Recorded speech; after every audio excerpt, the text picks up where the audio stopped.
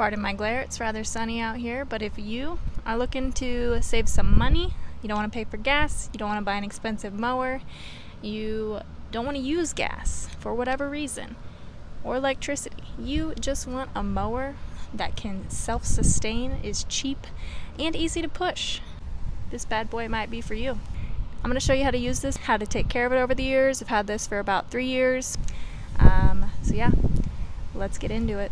There are 3 things you need to do to maintain your reel mower.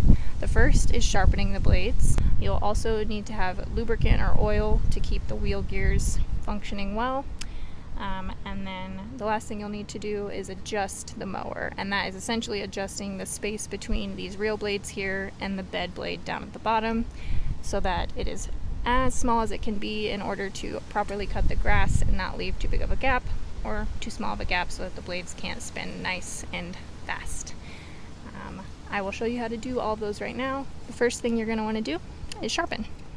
When I sharpen our mower, I have pretty small hands, so I'll stick them in between these blades here, grab a hold of the bar, take my reel blade sharpener, put it onto the reel blade, push straight into the blade and glide.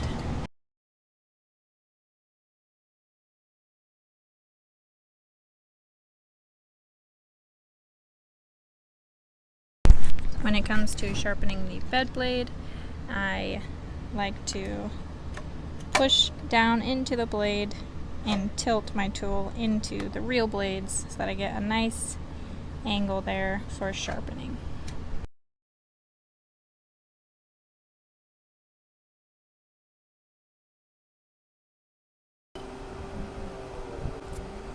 You'll know everything has been sharpened properly when the blades are quite shiny. This is one I haven't sharpened yet. For reference, this is a sharpened one, and additionally, if you run your finger along the edge in a similar angle to which it will meet the bed blade down here, it should feel decently sharp as opposed to before you sharpen it. When you're going to lube up the gears inside of the wheels here, you're going to put an oil or a grease inside of this hole and spin the wheel while you do so that it gets all over your gears. If you're using an oil, you're going to apply it every time before you mow, typically at least, for the best functionality. If you're using a grease, you can go a little bit longer in between applications. We actually just use a plant-based bike lube. It replaced the oil that we were putting on our bike chains, and it works in our mower gears as well. So with this one, we apply it every time before we mow, and that has worked well for us. If you do need to get inside of here to look at the gears, you can do that. I will link instructions on how to do that below.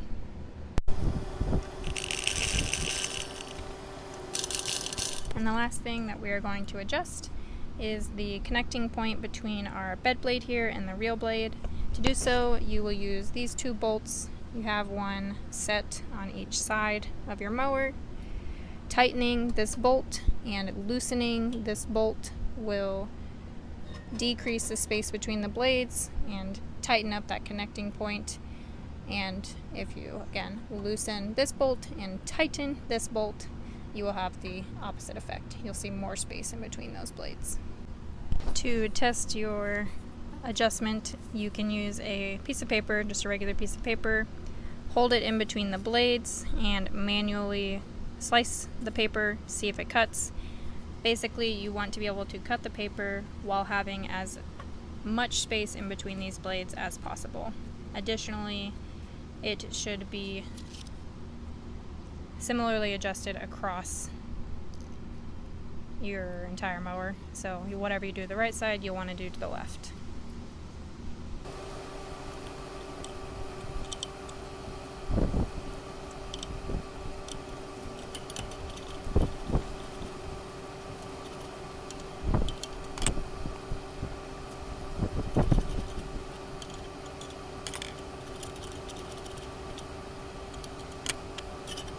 When it comes to adjusting the height of the cut of your grass, we have a bolt here that will effectively raise and lower this black portion that sits on the ground so that you're lifting that blade higher up off the ground or lowering it down.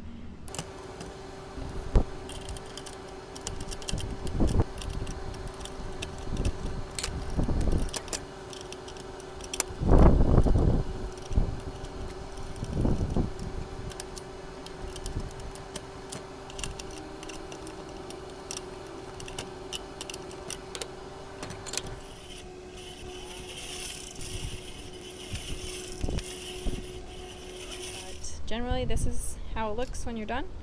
A few quick closing thoughts here on this bad boy. Just make sure you stay up to date on the maintenance, keep it lubed, keep the blades sharpened. We typically will sharpen ours about every year, and then in the season if it needs it, you can kind of tell if it starts to get tough. Another thing to keep in mind, if you have a larger yard or your grass is very lush or you have a lot of clover, thick weeds, things like that in your yard, this may not be the mower for you because it can get stuck on those. We have had thicker grass in different homes that we've lived in, and we sometimes need to go over that grass 2 times to get it down, and there are still some times where we've had really thick weeds that we might be mowing over, and we'll end up going in with the weed whacker to take those down. So something to think about if you're thinking about getting this mower. All in all, super great option for a small yard, low maintenance, super cheap. Great also if you have kids, you want to get them into mowing. As always, thanks for tuning in, and if you have any questions, leave them down in the comments below. I make videos about being eco-friendly. I make videos about my Etsy shop, pottery, things like that. If you're interested in those things, come check out what I've got going on my channel. Thank you so much, and bye!